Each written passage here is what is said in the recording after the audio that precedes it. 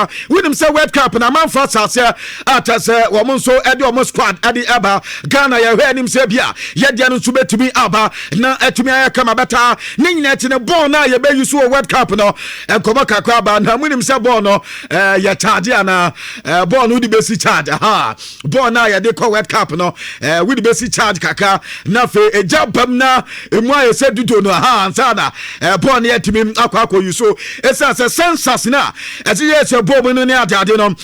wan say ebehia say e be charge ne kakra na fe o matimi dia ya adwuma say ne be ya ade no keke ball na eno so entimi anko off na yetimi dia ya adwuma ene utwa 2022 ya de say World Cup ya ko ya sensors na nyesa na esitie do say na sensors ni wo mu dia beta na ye dia ya charge ni bia beta this time the reporter mensa eka say ya de say World Cup no eno so ball na be plug na fe yetima charge before say betima start say ne be ya ene ball no be bia be fa nya no ene wo mu betimi atwake na no so etimi abo this time no wo do na kick ball na wo kick ye na pe vibrations no ebe ma aye signal room ho na hu sampa wo bi de na akick ball no afa ball no say tra ene so obi hu say na de na eko ene ye dia mete from FIFA aye World Cup na no pe no make it edi amana Barca reporter men say kasa ona Blanton tin ati aye Alexandro Bastoni ananta so mo pa Blanton no ekoba kakra men say eka say yase deko aka tempen for say sisi no mo pe player foforo na akoda we mo ko Alexandro Bastoni ho no akoda ne ball no wosuye pa enya de say Barca obetime tses kano edi akof akoda we nti no Barca empa dada alternatives a wo betime ye duma ne ye kama edi ma Barcelona aboboko no eno nso ye nkoba kakra men say ka e wo duma de so na me ko peso na madi nkoba kakra wo ko peso reporter men say ka say Carlo Ancelotti ya say woni ne technical team no wo ma sadu meeting ata say wo betime di nkoba na nkoba no mo kwa kwadi ni nyina aye so mo we say nema betime ye fully fit na on the 27th of May ya say wo mo ko campina nema betime asase abokem ni bi ade amomo eno ada na mbe break ye e ka to say ya dia say doctors Edema Santos boboko na aba be ka tell say abrante we ne right eye leg no wo calf injury and so mo he and so monitor but ni nyina confirm be ka tell say ene Tuesday wo mo game adi anim kwa no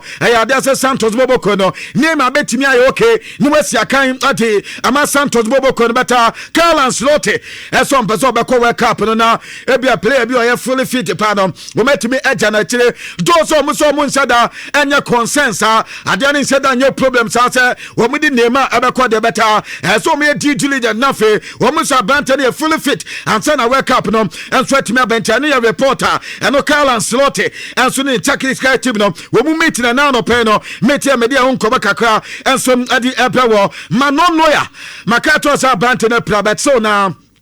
yes World Cup na de kwanko bia so wono na oye number 1 air short stopper but we say uko air Germany gomo dia bi poker cup aye final enso ebo eno ye Saturday we ya reporter men say ka say enya de sa plant no betima da go post mo edi amabaya no boboko no ne mom no so na World Cup ne de wo mo ti World Cup ni nu de na plant we etimi aye okay do san ka bianka we metimi de plant na de tina da beta wo mo person be risk niama wo person ye fully fit say na be ya World Cup no eno betimi abo ma German man no enso etimi abo no ma bo ne ye reporter men say eka e wo dwuma so na no pe me ketire enso adi adam wo now mamenko aye dranamo aye testing na mini nkoba kakra awona Ghana ni ba ni de Kofi Amuako enso ewo na make say Kofi Amuako enso atwani hamburger SV sisia no ba be sia kan ewo Germany ade sa koda we 21 years and no so anya na oye defensive midfielder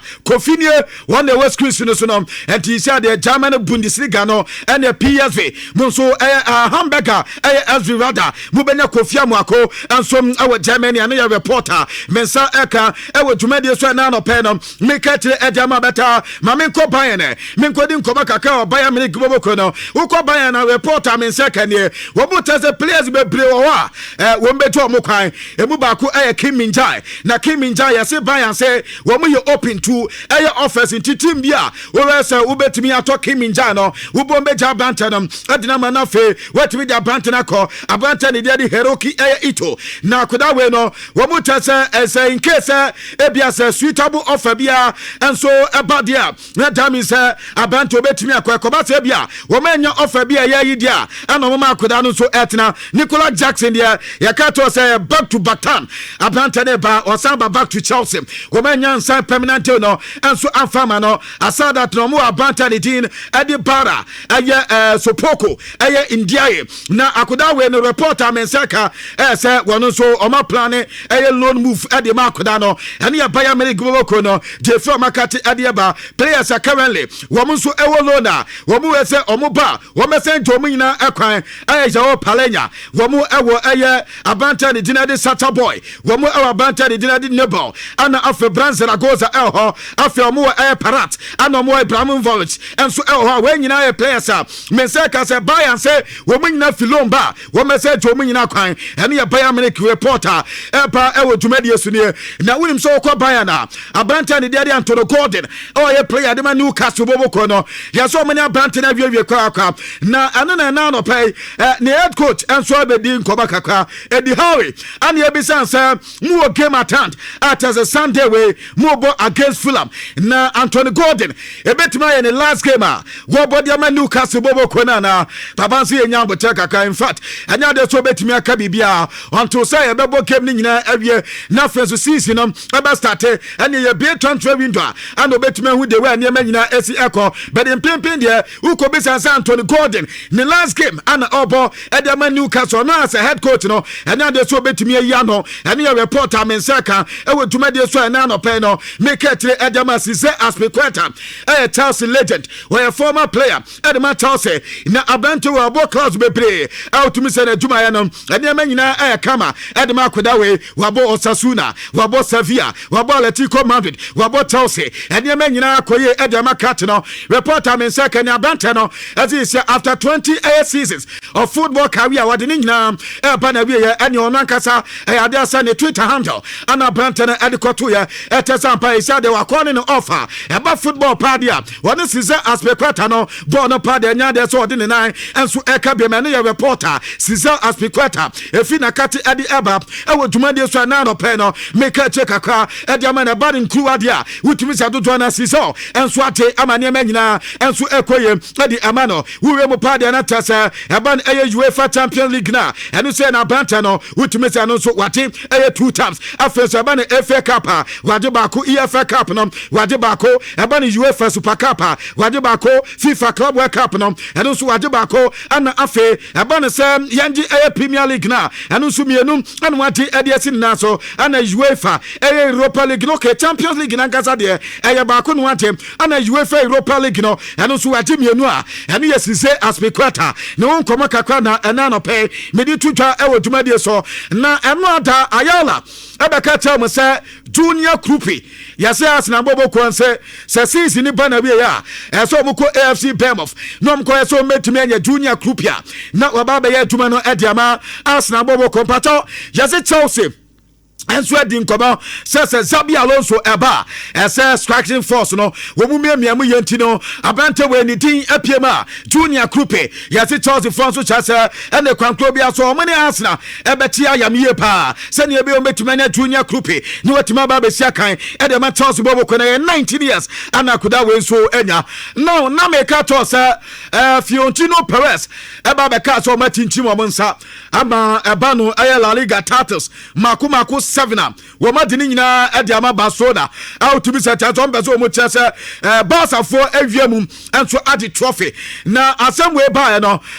Barcelona for no be ka se wo mo de be mo lawyers no mo lawyers ahwem se ekoba se damage statement ana mad the formal press conference na and mo president Fiorentino Perez here no se damage statement wo ma ha Barca ene o metimi ateki legal action na eno anta ana Juan Laporta Barcelona president ekodi nkoma kakra ano mu bisa ansanta wate sa asem na na ano so na sa papa we de na se we ntimo mu de akire mu gini di oh na so no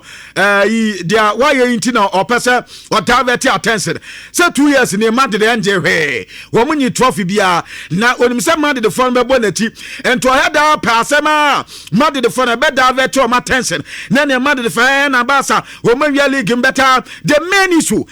mad de pa say 2 years ni mad de nje trophy papa bia anom ana ese Fiorentino Perez he eye hu adwuma na strategy ateze papa na fa on pese ene no wo meka na sema no na na mso ateze wo mo de akwakoto abakra enso ateze ene no wo mo so eba ba se ne ebia se mad de abato ne ba openya ne din ade Fiorentino Perez wo mesa de amana na se de ni wa no ana mo de adwuma ne ede ma no eno ye dia openya ne de one Laporta ade eba ewo eye adwuma de so na England 2026 World Cup squad na enso aba head coach Tomatuto aye adwuma ne nyina kama na ure goalkeepers na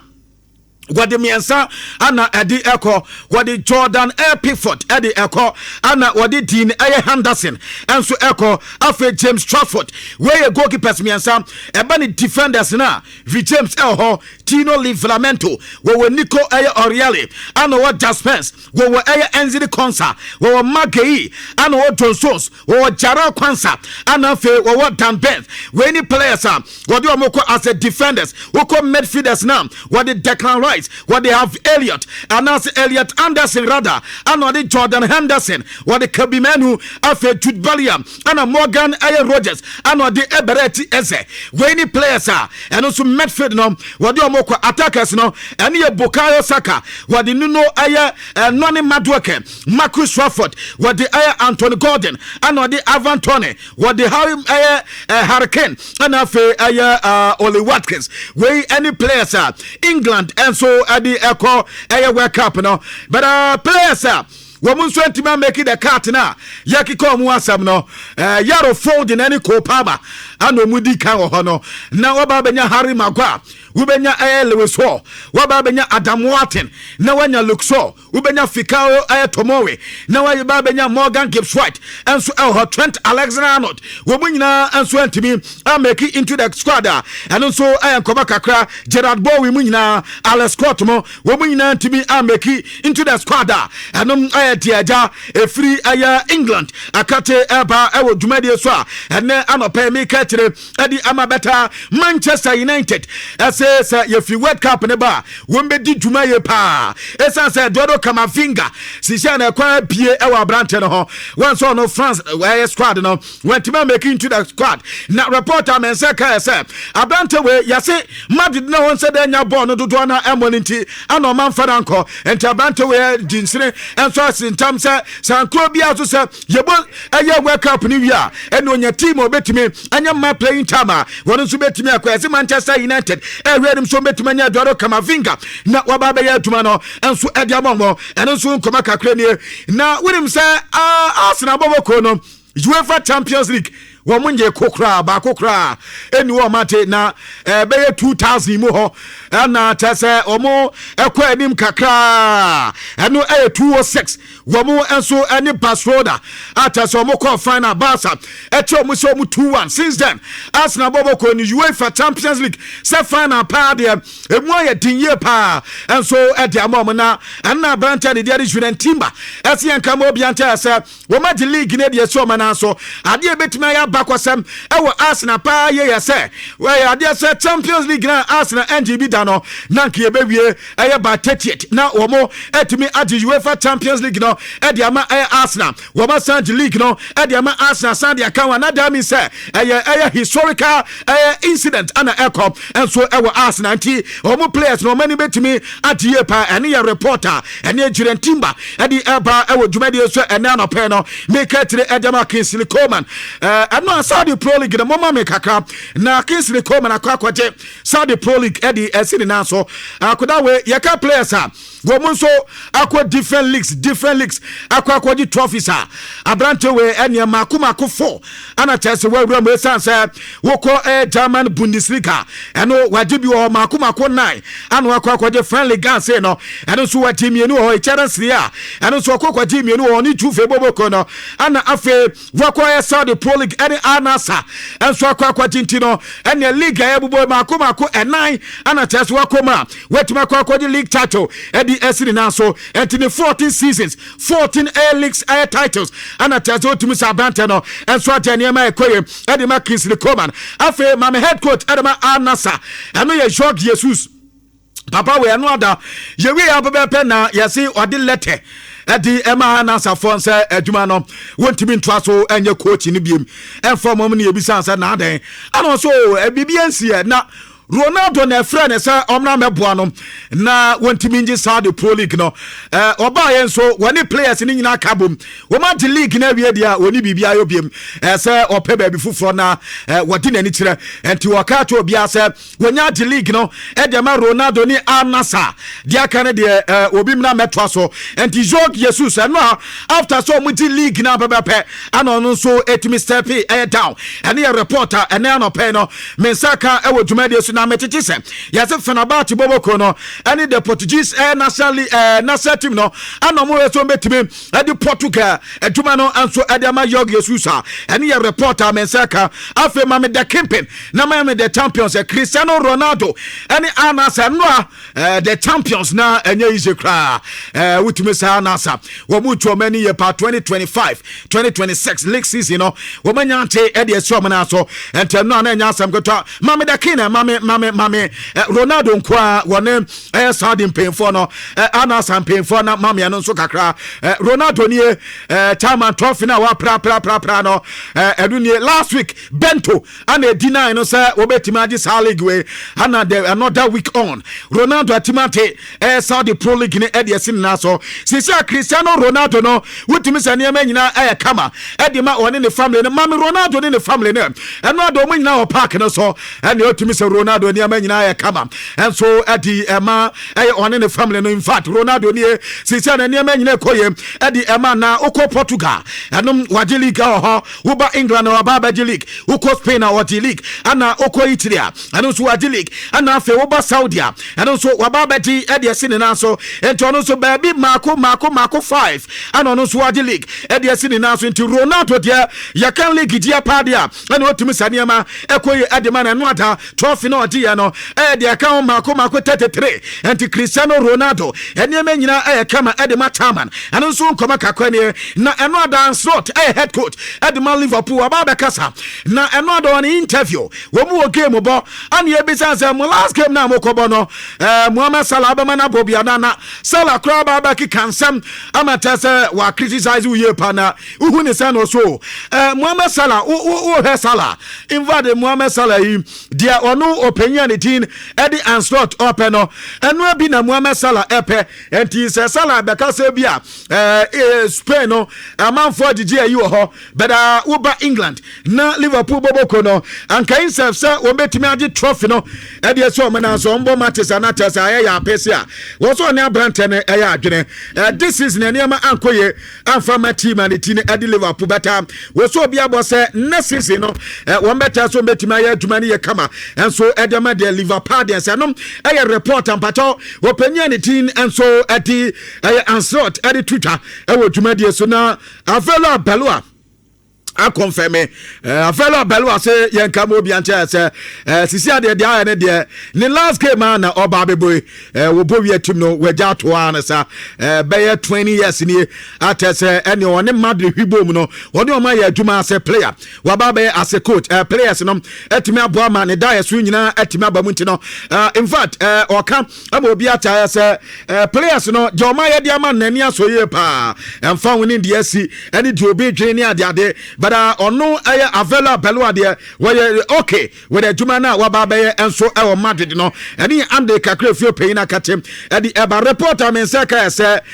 Enrique aya require wɔno na wɔne Fiorentino Perez ɛba bɛprɛ ebia Madrid ɛba Lex na ebetimi ato aba no enso ediaman reporter mensa ka sɛ ebia this time no ahwe ya na kyɛ